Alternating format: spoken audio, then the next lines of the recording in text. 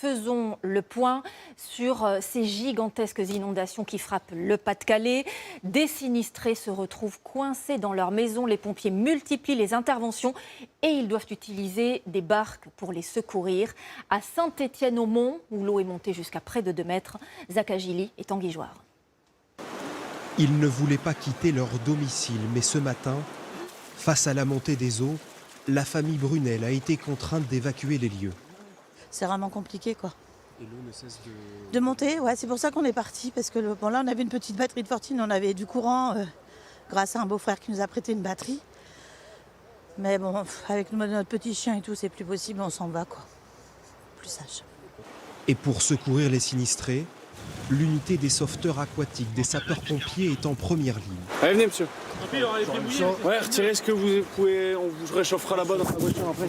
Nouvelle intervention cette fois pour secourir les 2 chiens de Joël, pris au piège dans la maison. Je les ai sécurisés hier après-midi, mais là, je ne peux pas les laisser pendant 2-3 jours sous l'eau, dans la maison. Ils n'ont pas à manger, il faut que je les récupère. L'intervention est périlleuse, le courant est fort. Dans le quartier, 250 habitations ont été endommagées par la crue. Après plusieurs minutes d'intervention, les chiens sont sains et saufs. Les sapeurs-pompiers sont en train de secourir la 20e personne prise au piège face à la montée des eaux dans certaines maisons. L'eau est montée à plus d'1,50 m. Nous suivons les pompiers de la brigade fluviale depuis maintenant plus de 3 heures et les appels se font de plus en plus nombreux. Des renforts d'autres départements sont attendus dans l'après-midi. Sur les ondes, un nouvel appel. On est parti sur une famille qui habite dans une petite rue derrière pour une évacuation. C'est la première année, je vois, où c'est aussi haut quand même dans les rues inondées. Allez, c'est parti. À quelques mètres, plusieurs personnes seraient en danger dans une habitation. Après plusieurs vérifications, ils ont quitté les lieux. Pour autant, le travail des sapeurs-pompiers est loin d'être terminé. Les appels à l'aide vont durer toute la journée. Voilà, des sinistrés évacués. Dans la matinée, on a aussi appris que 7 personnes ont été blessées dans le Pas-de-Calais. Pas plus de détails pour le moment. De nombreux villages, en tout cas, se retrouvent entièrement cernés par les eaux, complètement coupés du monde. À Edigneul-les-Boulognes, Sébastien Ambert et Bora Girbas.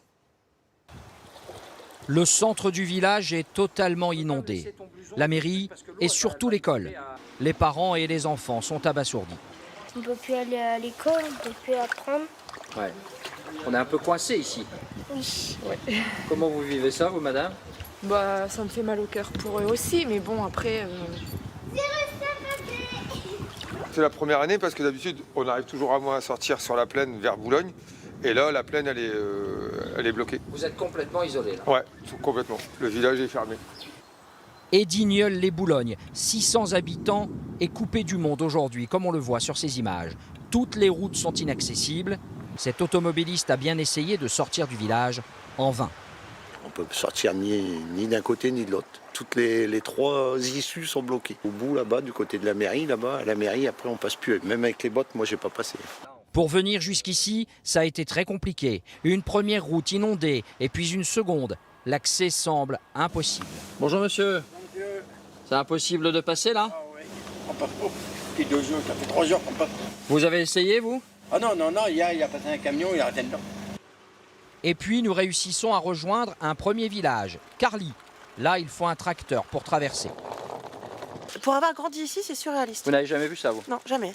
Là, vous avez dû passer avec un tracteur, oui, c'est ça? Oui, c'est ça. Je suis passée en tracteur et de l'autre côté Edigneul, c'est encore pire. Hier, il a traversé tous les gamins parce que l'école, elle est à 300 mètres au-dessus. Là, elle est fermée, l'école. Ah oui, aujourd'hui, toutes les écoles sont fermées, il n'y a pas de transport, il n'y a rien. Enfin, on entre dans Edigneul. Mais on ne peut pas aller plus loin, alors on trouve un autre accès, à pied. Le seul moyen que nous ont conseillé les habitants, c'est de passer par la voie de chemin de fer au-dessus. C'est ce qu'on va essayer de faire. Les voies sont dégagées, il n'y a pas de train aujourd'hui.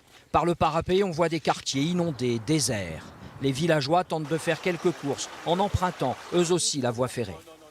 Moi, j'étais parti chercher du beurre et quelques bricoles, mais là, je peux pas. On va voir les voisins ou la famille. Plusieurs maisons sont encore très sérieusement inondées et ici, personne ne sait quand on pourra ressortir du village.